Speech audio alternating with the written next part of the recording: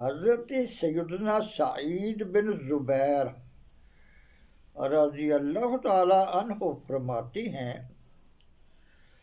کہ قبیلہ بنو تمیم کے ایک صاحب نے مجھ سے اپنی اسلام آوری کا یہ عجیب و غریب واقعہ سنایا۔ فرمایا کہ ایک بار میں سفر پر تھا اور رات ایک ویران ریگستان میں گزاری۔ میں نے اپنی اونٹنی کو باندھا اور جہالت کی عادت کے مطابق سونے سے پہلے یہ پڑھا، اعوذ بعظیم ھذا الوادی، یعنی اس وادی کے بڑے جن کی پناہ مانگتا ہوں۔ یوں ہی آنکھ لگی تو خواب میں دیکھا کہ ایک قوی ہیکل جوان ہاتھ میں خنجر لیے آیا اور اس نے خنجر میری اونٹنی کی گردن پر رکھ دیا۔ میں گھبرا کر جاگ اٹھا، ادھر ادھر دیکھا تو کچھ نظر نہ آیا۔ میں سمجھا میرا وہم ہے اور میں پھر سو گیا، اور آنکھ لگتے ہی میں نے پھر وہی بھیانک منظر دیکھا۔ اب کی بار دیکھا تو اونٹنی بھی کانپ رہی تھی۔ میں پھر سو گیا اور تیسری بار بھی یہی منظر دیکھا۔ اب میں سچ مچ خوف زدہ ہو چکا تھا اور میری اونٹنی بھی بری طرح تھر تھرا رہی تھی۔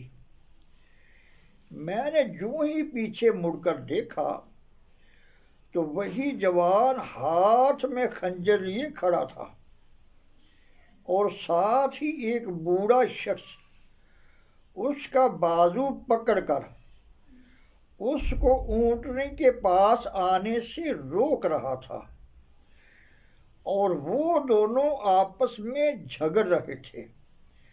اتنے میں 3 بڑے بڑے بیل وہاں آ گئے۔ اس بوڑھے شخص نے کہا، میرے اس پڑوسی کی اونٹنی کے بدلے میں ان تینوں میں سے کوئی سا بیل لے لو، مگر میرے اس پڑوسی کی اونٹنی کو ہاتھ سے نہ لگاؤ۔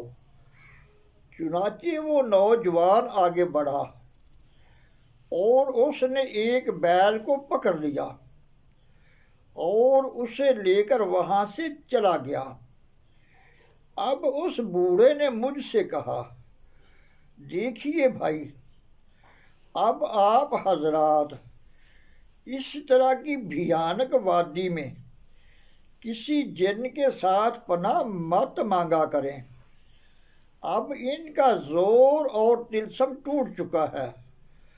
اب آپ اس طرح کی بھیانک وادی میں یوں کہا کریں، اعوذ باللہ رب محمد حولی ھذا الوادی، یعنی میں اللہ جو محمد کا رب ہے اس کے ساتھ پناہ مانگتا ہوں اس وادی کے ہول سے۔ میں نے پوچھا، یہ محمد کون ہے؟ اس نے بتایا کہ یہ اللہ کے سچے رسول ہے۔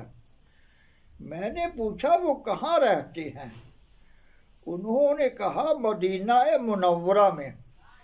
یہ سن کر میں وہاں سے سیدھا مدینہ منورہ پہنچ گیا۔ وہاں پہنچ کر بارگاہ رسالت صلی اللہ علیہ وسلم میں حاضر ہو گیا۔ مجھے دیکھتے ہی اللہ کے محبوب دانائے غیوب صلی اللہ علیہ وسلم نے میرا سارا واقعہ خود ہی لفظ بہ لفظ سنا دیا اور مجھے دعوت اسلام پیش کی۔ میں نے فوراً کلمہ پڑھا اور مسلمان ہو گیا۔ وما علینا الا البلاغ المبین۔